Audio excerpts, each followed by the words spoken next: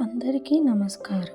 ఈరోజు హ్యాపీనెస్ గురించి చెప్తూ మన చుట్టూ ఉన్న వాళ్ళు ఎలా ఉన్నారు, మన చుట్టూ ఉన్న సిచ్యువేషన్స్ నుంచి ఎలా హ్యాపీగా ఉండాలి అని ఇంకొక ప్రయత్నం. నేను చెప్పే ఈ స్టోరీ బుక్స్ లేదా ఎక్కడో చదివినవి కాదు.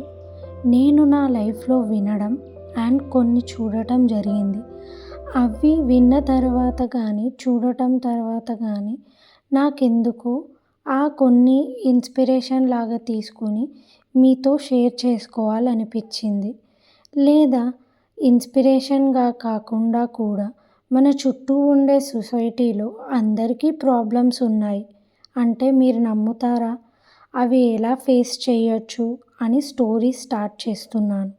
So please stay tuned for coming story. Thank you. Please do subscribe my channel.